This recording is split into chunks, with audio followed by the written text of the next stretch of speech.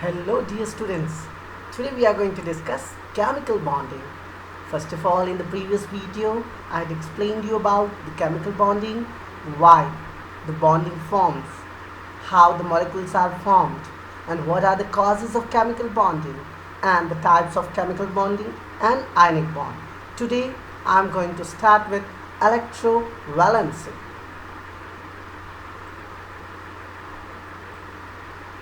In the previous video, I had already explained you about the chemical bonding, ionic bond, and the examples of ionic bond. Let's start with electrovalency. Electrovalency of an element is its combining capacity in an ionic compound. When an element forms electrovalent bond, its valency is known as electrovalency. It is equal to the number of electrons lost by an atom of an element in forming a positive ion or gained by in its forming a negative ion, both having the noble gas configuration Ns2n+6 in their outermost cell. The elements which lose electrons shows positive electrovalency, while the elements which gain electrons show negative electrovalency. For example, in the formation of sodium chloride, the electrovalency of sodium is equal to +1, while that of chlorine is equal to -1. An element which gain or loses 1, 2, 3, 4, etc. electrons of chlorine is equal to -1. An element which gains or lose 1, 2, 3, 4 electrons is called mono or univalent, di or bivalent, tri or tetravalent, etc. elements.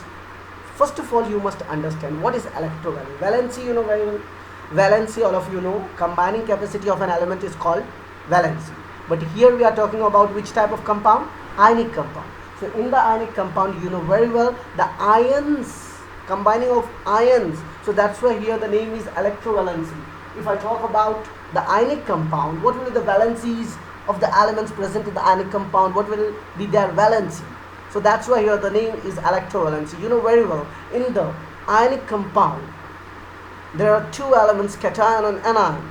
Cation is formed by the elements loses the electrons and gain the positive charge on it, and the anion accept the electrons or gain the electrons and form negative charge on it. If I talk about the sodium chloride, you know very well, sodium chloride is an ionic compound. If we distribute the sodium chloride, it will be turned into sodium plus and chlorine minus, means sodium loses the 1 electrons and chlorine gain the 1 electrons. So here, when any elements loses or gain the electrons, if they loses 1 electrons, then it's called univalent, bivalent, trivalent or tetravalent if they uses 1, 2, 3, 4 electrons respectively. So you can see the elements which loses 1 electrons like sodium, potassium, the elements which gain 1 electrons, chlorine, fluorine, they are monovalent elements. Okay, if I talk about the magnesium, calcium and oxygen, they lose or gain 2 electrons, that's why their name is divalent elements. The elements which lose or gain the 3 electrons like aluminum, boron, they are called trivalent elements. The elements which loses or gain the 4 electrons, they are called tetravalent elements. So these are the examples of electrovalency. Got it? So now there are many elements which shows different values of electrovalency in different electrovalent compounds. This phenomenon is called variable electrovalency. Each and every element has some oxidation state, means variable valency is called oxidation state. When they form the compound with a different type of elements, then they get a different valency. So these are called variable electrovalency. There are many elements which show different values of electrovalencies in different electrovalent compound. This phenomenon is called variable electrovalency, which is due to the following reasons: unstable configuration of the core, inert electron pair effect. First of all, you must know what are the reasons of these electrovalencies and how do they affect on the compound. So let's start the unstable configuration of the core. The outermost levels of the elements like iron, cobalt, nickel, copper, etc. contain only 1 or 2 electrons. When these electrons are lost, the remaining part, which is called the core or kernel, is unstable, and hence some more electrons from the core can be further lost, giving variable electrovalencies to the ion. For example, the variable electrovalency to iron equal to +2 in the ferrous compounds and equal to +3 in the ferric compounds can be explained as the following. You can see here iron atomic number 26, electronic configuration 1s2, 2s2, 2p6, 3s2, 3p6. After them 4s2, 3d6, the general electronic configuration of iron.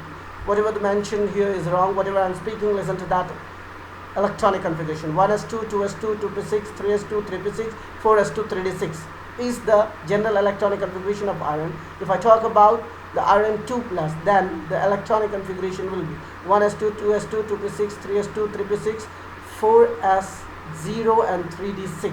Here the 2 electrons has been removed from the 4s orbital.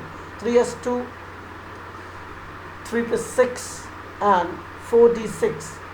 3s2, 3p6 and 3d6 configuration is unstable and hence loses one more electron and gains every 3 means d6 configuration is unstable. Fe2 plus, iron 2 plus, 3d6, 4s0, that is the unstable configuration. So what happens, it loses one more electron and gain 3d5, that is half filled, which is extra stable. So that's why the Fe2 plus iron turns into Fe3 plus iron. So here, as we have seen, the configuration of 3d6 is unstable and hence loses one more electron and thus form Fe3 plus iron. So the electronic configuration of 3 plus iron is 3d5. So that's why there is a variable valency, it's called unstable configuration of the core. First of all, you must understand what is this unstable configuration of the core. In the outermost orbit, the elements like here you can see the means iron, cobalt, nickel, copper, many other elements you can see here, which are having a tendency to lose 2 or 1 electrons. But if they remain, if I talk about the nucleus, which are the core, that's called kernel, which is unstable, means they can lose more electron to get its stability. So they are having a different electrovalencies. If I talk about the other element like copper, you know very well, copper general electronic configuration is 3d10 4s1, right? But if I talk about the copper plus, then what will be the electronic configuration of copper plus? There will be 3d10 4s0. Since the d orbital is fulfilled, so it gets the stable configuration. But the variable electrovalencies of copper equal to +1, that's called cuprous ion, and +2 is cupric ion, is easily understood from the electronic configuration given below. You can see here copper atomic number 29, electronic configuration 3d10 4s1, copper plus 1s2, 2s2, 2p6, 3s2, 3p6, 3d10, and copper 2 plus 3d9. Here you can see how these elements shows their variable electrovalencies. Inert electron pair effect, you may have heard about it, IEA or IEE, inert electron pair effect. Some of the heavier elements of group 3A. What are the elements of group 3A, can you tell me? Boron, aluminium, gallium, indium, thallium, the group 3A elements. And group 4th elements, carbon, silicon, germanium, tin and lead. Group 5th elements, nitrogen, phosphorus, arsenic, antimony and bismuth. Group 6th element, oxygen, sulfur, selenium, tellurium, polonium. So here the different elements of these groups shows the different valencies, means electrovalencies. These elements shows the electrovalencies. So group 3A means boron group. So in the boron, you know very well that +3 is the valency of boron. But if I talk about gallium shows +1 and +3 electrovalencies, means +1 is also stable and +3 also. +1 to +3 means gallium goes from +1 electronic configuration. Gallium, 3rd group element, which has 2 valencies, that's why it's called electrovalencies of these elements. Gallium show +1 and +3 electrovalencies. If I talk about the tin and lead, they show +2 and +4 electrovalencies. Arsenic, antimony +3 and +5, tellurium and polonium +4 and +6. So these elements shows it is evident that 2 oxidation states differ from each other by 2 units. The higher oxidation state for most of the element is equal to their group number G, while the lower one are equal to G2 as shown above. Group number oxidation is obtained when all the Ns and Np electrons of p block elements are lost, while the lower electronic configuration. So first of all, you should remember these things here. Whatever the oxidation state, or you can say that variable electrovalencies, right? How do these elements show variable electrovalencies? To get an extra stability, whenever the elements change their valencies, that's called electrovalencies, it must have a difference of 2 units. 2 units means you have seen that gallium shows +1 and +3, right? Polonium show +2 and +6, at least +2 or +4 and +6. 2 unit difference they are having. So it is evident that 2 oxidation states differ from each other by 2 units. The higher oxidation state for most of the element is equal to the group number. Higher oxidation state will be equal to their group number, like first day, second day, third day, fourth day, fifth day, sixth day. So the sixth day elements have the highest electrovalency as +6. Got it?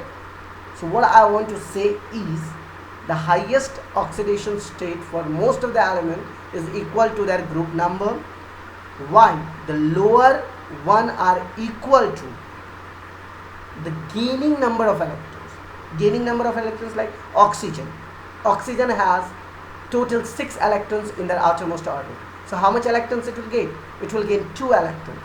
So the lowest electronic configuration of group 6 element is 2 minus 2, 2 plus 6, right? Are you understanding or not? The highest electronic configuration and the lowest electronic configuration. Group number oxidation state is obtained when all the Ns and Np electrons of p block elements are lost, while the lower oxidation state is obtained when all the Np electrons are lost and the Ns electrons pair, due to its extra stability, remain inert. Such a pair of Ns and electron is called inert pair electron pair, and the effect caused by it is called inert electron pair effect. See, remember, dear student, first of all you must understand the highest oxidation state and lowest oxidation state of any element. See, you have only heard about the valency and electrovalency. Oxidation states are also known as the variable valencies, is called oxidation state. Oxidation state means whenever the element either lose or gain the electrons to get its extra stability to gain inert gas configuration. So here, as we have seen in the p block elements, whatever the elements are there, either they lose their whole electrons in the outermost orbit to gain their highest electronic configuration, or they gain the electrons to complete their octet, so they get the lowest electronic configuration. As we have seen in the oxygen, oxygen has 6 valence electron in their outermost orbit, so they lose all the 6 electrons and gain +6 electronic configuration, means that is the helium electronic configuration, so that is also stable. And if they gain 2 electrons, so they get neon electronic configuration after gaining the 2 electrons. So either they are losing the electrons or they are gaining the electrons. So this type of effect, a pair of Ns and electron, is called inert electron pair, and the effect is caused by it is called inert electron pair effect. Got it? So let's start now the general characteristics of ionic compound. What are the general characteristics? What are the physical states, melting and boiling points? First of all, let's start with the physical state. Ionic compound consists of solid aggregates of cations and anions arranged in a well organized manner known as a crystal lattice. The lattice extended in all the 3 dimensions. Thus, ionic compounds are crystalline solids at room temperature. First of all, you should understand what are the physical states. Physical state of these elements means all the ionic compounds, if we speak about it, then they are generally crystal, means solid in nature, and they are crystalline, means they are just, you can talk about the crystal lattice structure they are having, and they are extended in the 3-dimensional forms. Such ionic compounds are crystalline and they are solid at the room temperature. Now let's talk about the melting and boiling points. Due to the powerful electrostatic force between the cation and anion in a crystal of an ionic compound, powerful electrostatic force So the powerful electrostatic force gives the cation and anion in a crystal of an ionic compound. Considerable energy is needed to overcome these forces and break down the crystal lattice. Hence, such compounds are quite hard and possesses high melting and boiling points, high heats of fusion and vaporization. Generally, you have to understand about all the solid crystalline compounds have a high melting point and boiling point. Since they are solid in nature and since they are solid, so it's require more and more energy to break down these compound from lattice crystal, so they possess high melting and boiling points, high heats of fusion and vaporization. Conductance. In the solid state, since the ions are not mobile means free. Remember, dear students, in the solid state, since the ions are not free, ionic solids have extremely low conductance.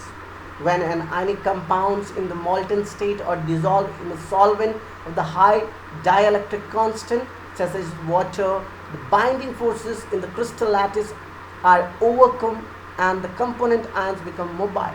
Under the influence of applied electric field, the ions being charged or attracted towards the electrodes and thus act as carriers of the current. Hence, they melt or solution conduct electricity. Conductance means, first of all, remember, dear student, what I want to say here is, you know very well, generally, which element is conductor. Conductor means contain electricity, conduct electricity. So, solid, here they are having ions. The ions which are in the forms of compound are not free. So, these ionic solids have low conductance. Remember, these ionic solids have low conductance, and when these ionic compounds especially go into the molten state or dissolve in a solvent of high dielectric constant like water, then the binding force present in the crystal lattice are overcome and the component ions become free. Under the influence of applied electric field, the ions being charged and attracted towards the electrodes and thus act as carriers of the current. Hence, they melt or solution conduct electricity. If anybody will ask you how you understand the ionic compounds conduct electricity, so the reason you have to explain how these ionic compounds conduct electricity. First of all, you should remember this ionic compounds, or in the solid state the ions are not free, they have already formed a compound. So these solids have very less conductance, very low conductance.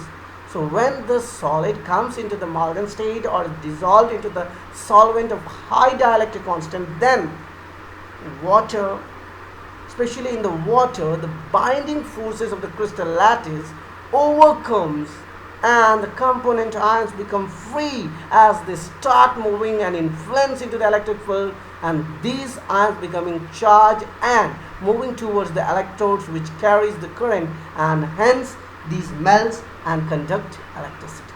Now let's talk about the crystal structure. Have you heard about the X-ray studies? The X-ray studies of the ionic compounds have revealed that the components of the crystals are ions and not molecules.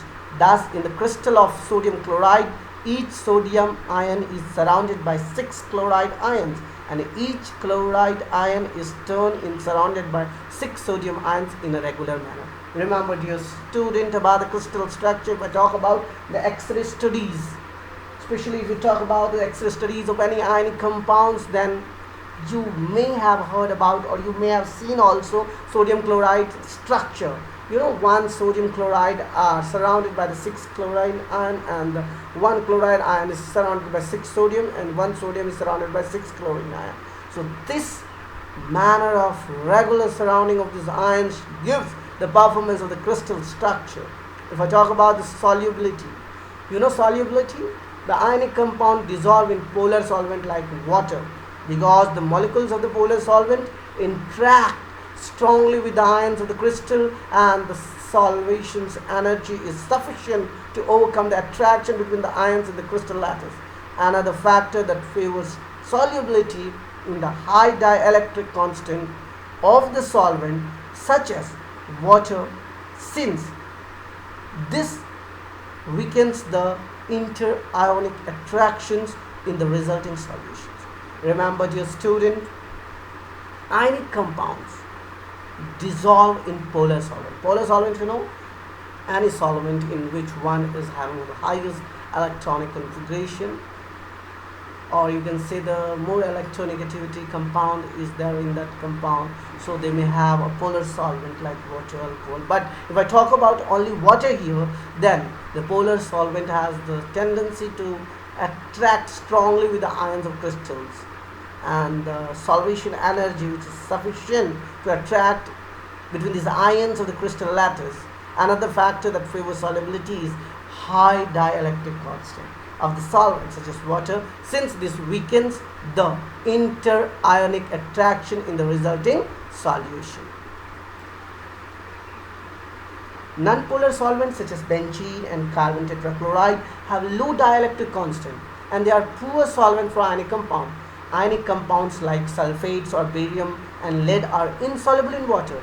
This can be attributed to the high lattice energies of these compounds. In the cases of hydration of ions fails to liberate the sufficient energy to offset the lattice energy. Remember, dear student, all the compounds are not dissolved in the polar solvents only.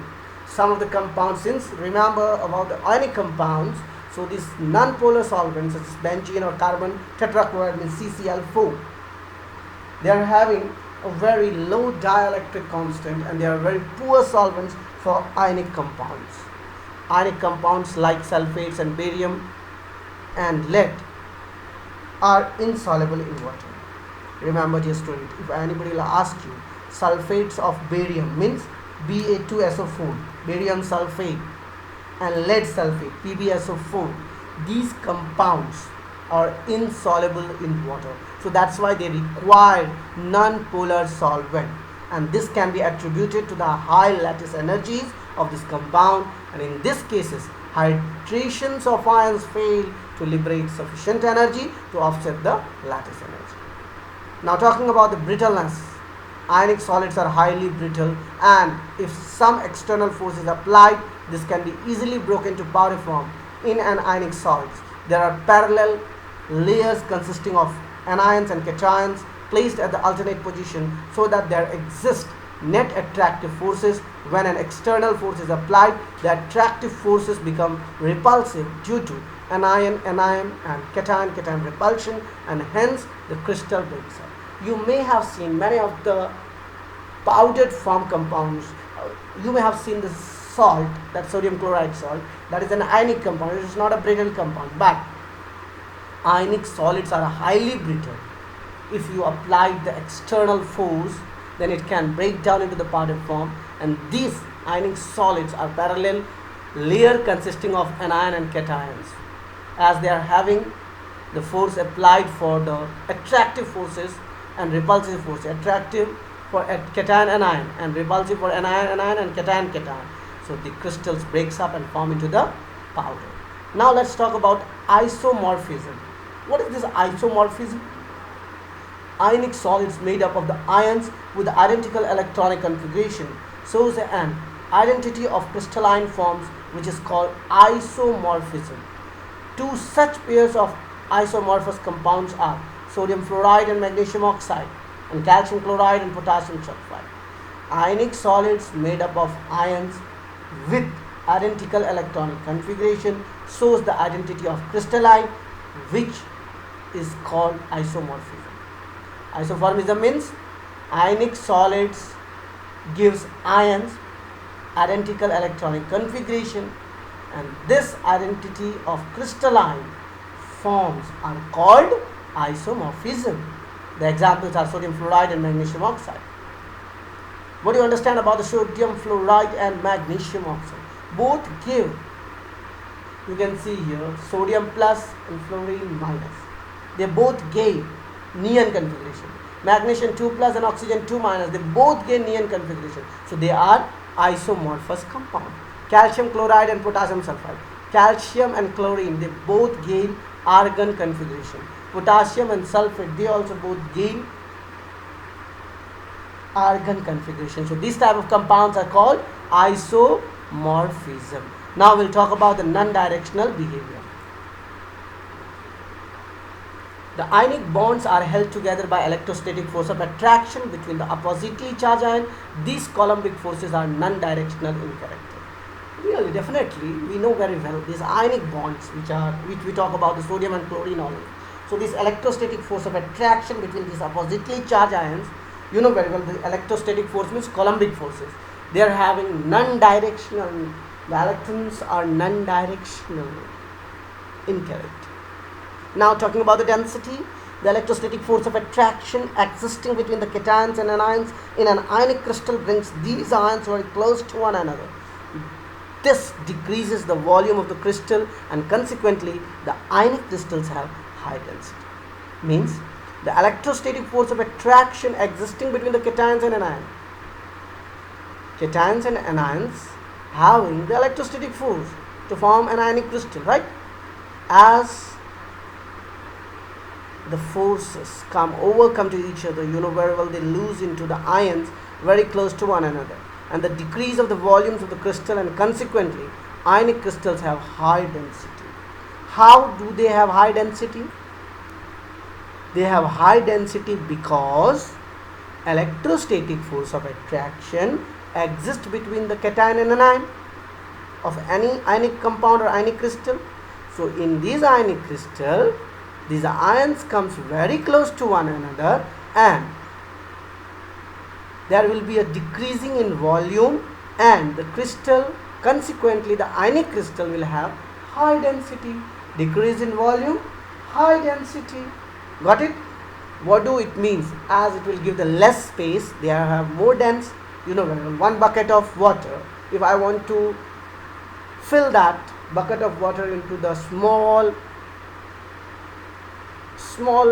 object, like just I want to fill that whole bucket of water into a small thing like jug, so it will get a more dense, more water will be there on the jug. So that's why it's telling you that as they will get a less space, the volume will be decreased, so they will have high electron density. So these all was about the electrovalencies and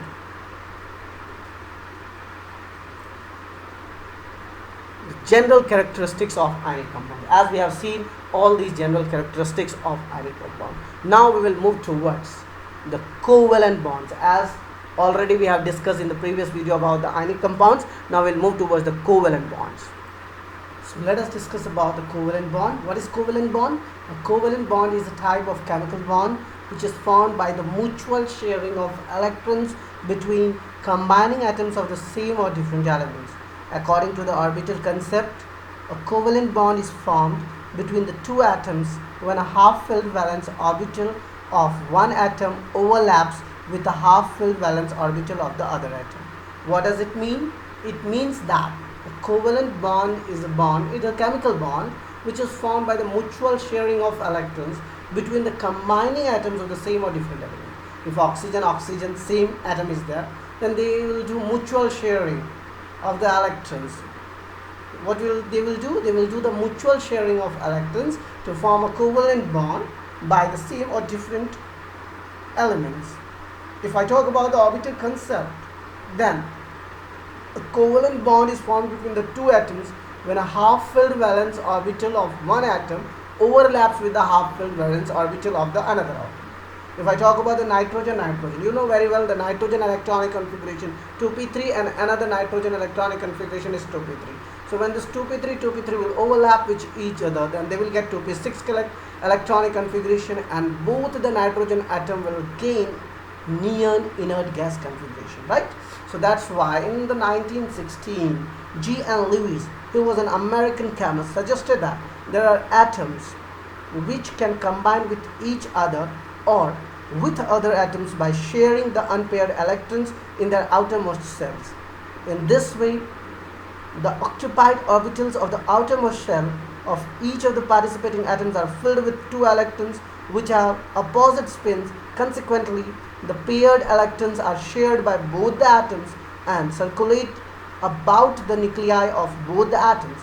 The attractive force of the two nuclei for the shared pair of electrons hold the atoms together and gives rise to the formation of a bond which is called covalent bond or electron pair bond. The compound containing covalent bonds are called covalent compounds. Each of the two combining atoms contributes the shared electron pair. Remember the concept of G.N. Lewis. He had suggested that there are atoms which can combine with each other or with other atoms by sharing the unpaired electrons in their outermost cell. This was the concept of Lewis. He had just informed that if there are same elements or different elements, in their valence electrons, whatever the electrons are present, they can share their valence electrons with one or another outermost cells, so they can occupy, the atoms will have the inert gas configuration by sharing the electrons from each other, right? In this way, the occupied orbitals of the outermost cell of each of the participating atoms are filled with the two electrons which will have opposite spin. Means if they are having the opposite spins in their orientation, so consequently the paired electrons which are shared by both the atoms are circulate about the nuclei of both the atoms. Means if we talk about any elements in which both the atoms electrons are shared, so they will be, first of all, they will be in the spin directions of each other, and they will circulate near the nuclei of both the atoms. So there will be attractive forces. There will be attractive force of the two nuclei for sharing the pair of these electrons, which will hold together both the atoms together, and they will give a rise of the formation of bond, which is called covalent bond or electron pair bond. One more time, the attractive forces of the two nuclei for the shared pair of electrons hold the atoms together and give rise to the formation of a covalent bond, which is called covalent bond or electron pair bond. The compounds containing covalent bonds are called covalent compounds. Each of the two combining atoms contributes the shared pair electron. Any elements which are having half-filled electrons, same or different elements having different half-filled electrons, both will make each other filled orbitals. Why? By the sharing or mutual sharing of electrons, both the atoms will get filled electrons by the sharing of electrons. Why do they share? Now question is, why do they share? Because in both the atoms, the nuclei gives the attractive force to the electrons, so by which the atoms can hold their electrons and they give rise to the bond formation. Such type of bond is called covalent bond or electron pair bond, and these compounds are called covalent compounds.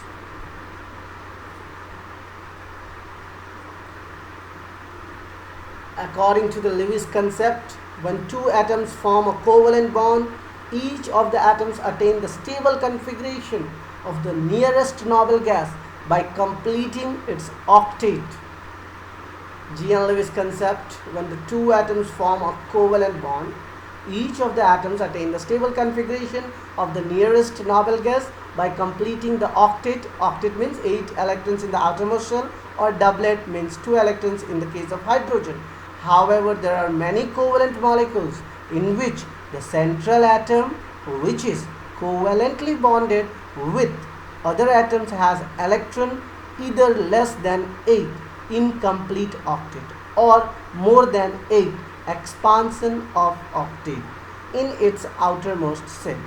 In this way, we come across many molecules which have non-octet structure, as for example beryllium chloride. You know very well. In this beryllium chloride, there is a lack of octet. In the beryllium, the total number of electrons are 4. In the outermost cell, they are having 2 electrons, and the chlorine, both the sides, chlorine occupy the nearest inert gas configuration. Beryllium occupy the duet configuration. Boron trichloride, boron trifluoride, phosphorus pentachloride, IF7NO, these are the compounds which are having the incomplete octet or expansion of octet. Covalent bonds are formed between the same or different kinds of atoms which should have high electronegativity. since the elements with the high electronegativity do not ionize and have an equal attraction for electrons to complete their octet. Such elements are mostly located in right hand portion of the periodic table. Remember, dear student, we are talking about the p block elements, especially about the halogen and oxygen family. They are having the high electronegativity values. So when we talk about the high electronegativity values, that time the covalent bonds are formed between these elements. So these elements with the high electronegativity do not ionize and the equal attraction for electrons to complete their octet, and such elements are located towards the right hand portion of the periodic table. Now we'll discuss about the types of covalent bond. How many types of covalent bonds are there? Types of covalent bond depending upon the number of electrons shared. Covalent bond has the following types. Single covalent bond.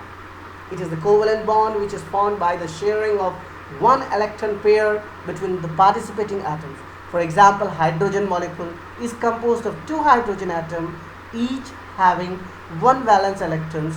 Each contributes an electron to the shared pair and both the atoms acquire helium configuration. Thus, stable H2 molecule result in the F2 molecule.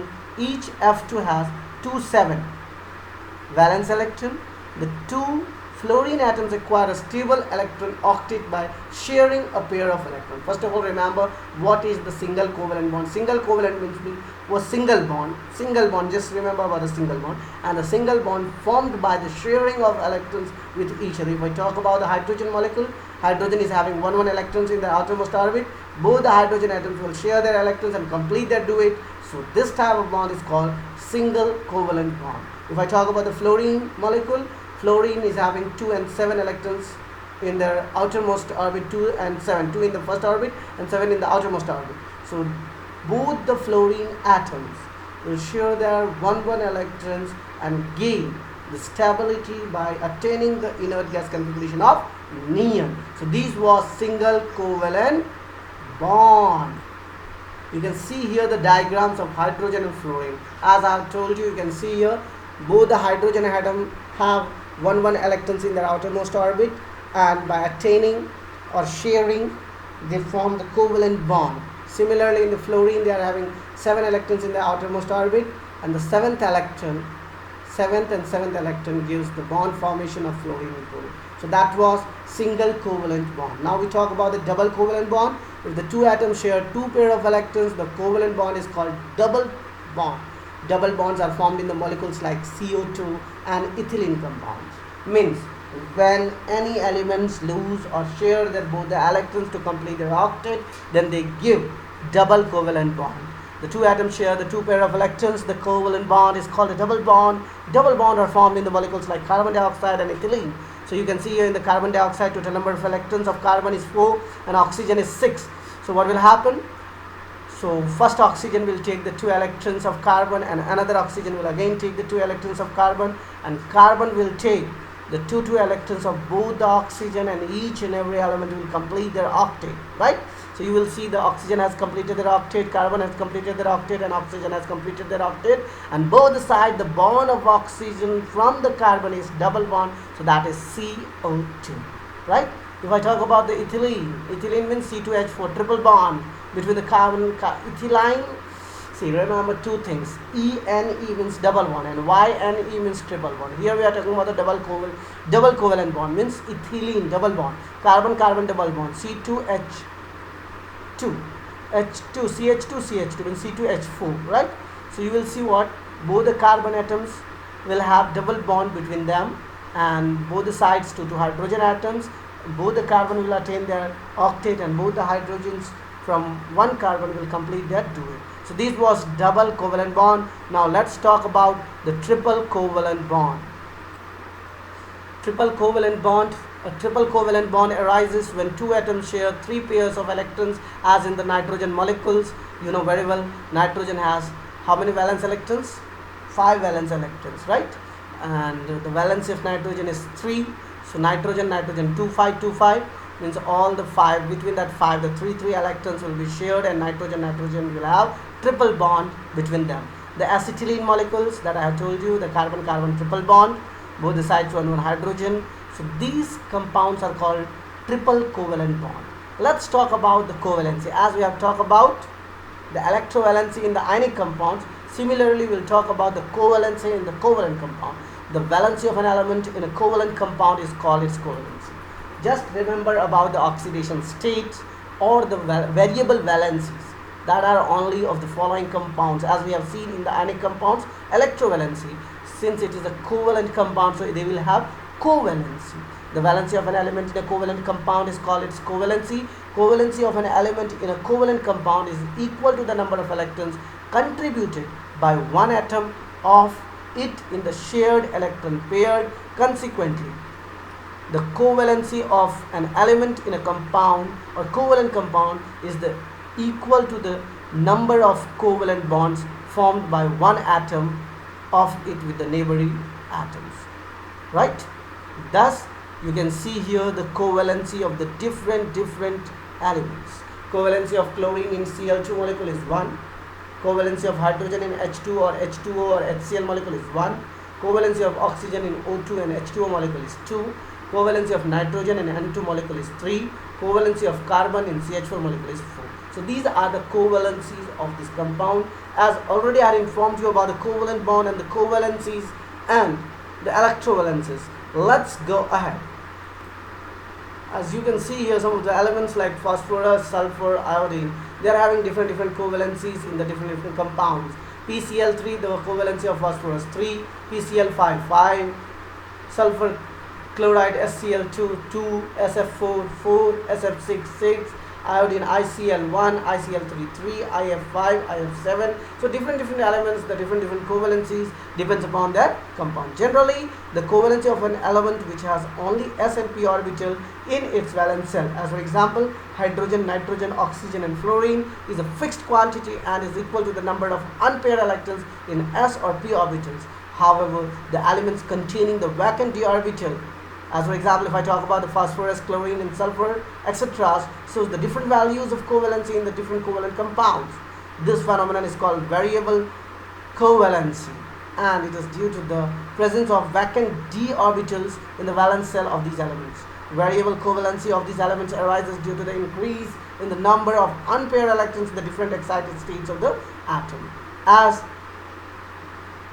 example of these elements showing the different valencies in the different covalent compounds, you can see now the general characteristics of the covalent compound. As we have seen the general characteristics of the ionic compounds after the electrovalency, similarly we are having some of the general characteristics of the covalent compounds, and in the next video we will discuss about the coordinate bond. First of all, let us discuss about the general characteristics of the covalent compounds.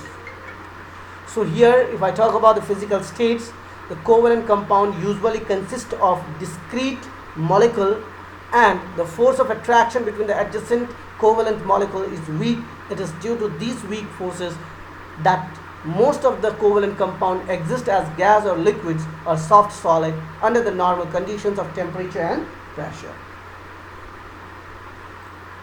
So as you have seen the physical state, covalent compounds usually consist of discrete molecules and the force of attraction between the adjacent covalent molecule is weak. It is due to the weak forces that most of the covalent compound exist as gaseous or liquids or soft solid on the normal conditions of temperature and pressure. Melting point and boiling point, if we talk about, with the exceptions of covalent solid consisting of giant molecule, as for example diamond, silicon and carbon compounds, ammonium and nitrogen compound, etc. Other covalent compounds have the relatively low melting and boiling points. Then the ionic compounds, the covalent molecules are held together in the solid crystal lattice by weak forces. If I talk about the conductance, the covalent solid consists of giant molecules are bad conductors of electricity since they do not contain the charged particles or electrons to carry the current. However, the covalent solids having the layer lattice or graphites are the good conductors of electricity since in such solid electrons can pass from one layer to the other hand and current can be carried. Just remember, this is the just opposite of ionic compounds, means just opposite of ionic compound. As you may have seen in the physical states of ionic compound, they are solid. Here you may have seen that they are generally liquid or gases. You may have seen the melting point and boiling point of ionic compounds are high. Here you may have seen it's having a low melting point and boiling point. You may have seen the conductance They are good conductor. Here you have seen they are bad conductors, except some compounds like graphite.